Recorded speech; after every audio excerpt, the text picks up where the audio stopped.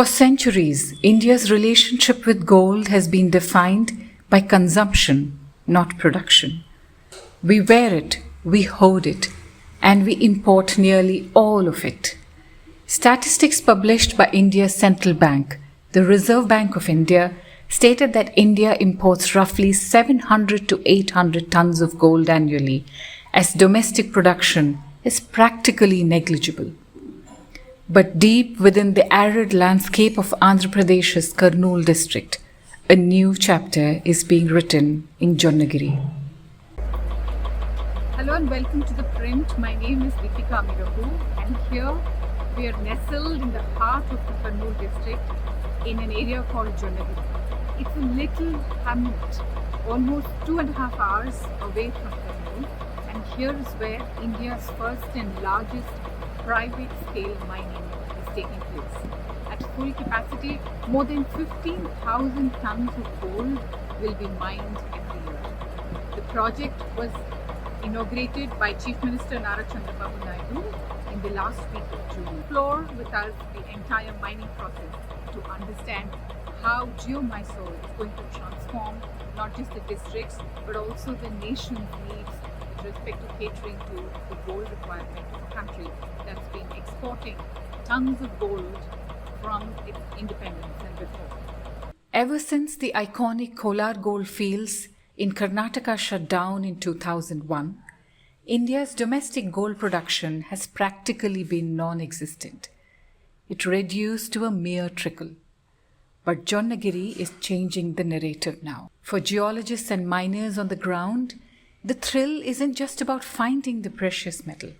It's about proving that India's earth still holds massive untapped wealth. Building a gold mine from scratch is not a job for the impatient. The story of Jonnagiri is inextricably linked with Geomysore Services India Private Limited. Across the 597 hectares, Geomysore spent nearly 2 decades exploring, surveying, and navigating regulatory pathways to turn the site into a reality. It has become India's first comprehensive private sector gold mining project to enter commercial operations. By deploying modern open-pit mining techniques and establishing advanced processing plants, the firm is doing what many thought was no longer viable in India, profitably extracting gold from low-grade ore.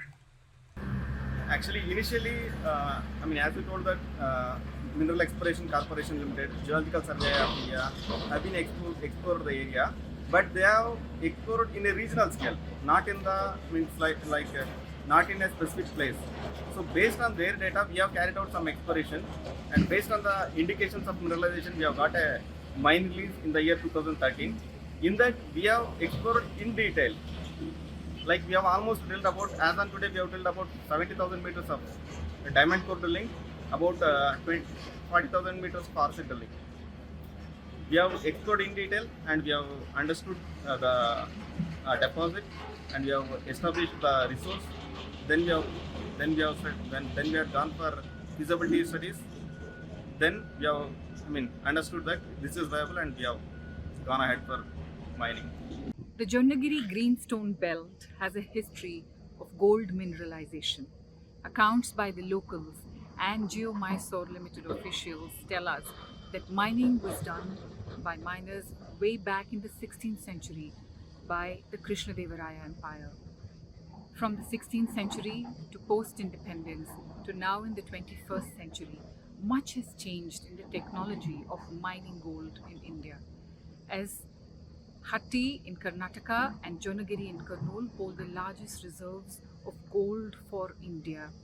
And while Jonnagiri alone cannot completely wipe out India's import dependency, its projected output of a tonne per year until full capacity is reached represents a massive leap forward.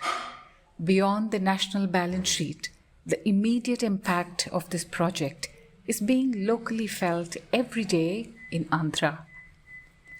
In the Rayalaseema region, which has historically battled drought and economic migration, the Jonnagiri project has brought substantial capital investment into Kurnool. It has generated direct and indirect employment for hundreds of locals, upgrading regional skills from basic agriculture to specialized mining operations. Furthermore, through royalties and local area development funds, the mine provides a steady stream of revenue to the state exchequer, turning a remote rural pocket into a critical hub on India's industrial map. Madam, as of now, we have generated about 700 jobs. So we are, directly employed. We are supporting 700 families with 700 jobs. With 700 jobs, there will be indirect jobs as well, ma'am. Since some of the people had come from outside, there will be indirect job creation also will be there. And firstly, it's a pride to the state, and through taxes, we will be paying about 145 crores annually for the state government. These two regions are not just of mining significance and economic importance, but also of historic and strategic significance for our country. Geomysore Private Limited is going to be paying the Andhra Pradesh government more than 150 crore in royalty each year once it reaches its full capacity of mining 15,000 tons of gold every year. Its mining that started in 2026 January has its lease running up to about 60 years from now on. For 15 years, the mining will be carried on by Geomysore Limited in the 4 blocks that were allotted here. Once mining is completed in the 4 blocks here, probably Geomysore will also explore gold mines in Ramagiri, which is in the Sri Satyasai district, not too far from here, and also in the Anantapur district, where large reserves of gold are found in India. The glitter of Jonnagiri is more than just cosmetic. It represents a shift in India's mineral strategy, from passive reliance on global markets to active extraction of domestic wealth. As Geomysore scales up operations, Jonnagiri stands as a symbol of grit, modern engineering, and a long-awaited revival.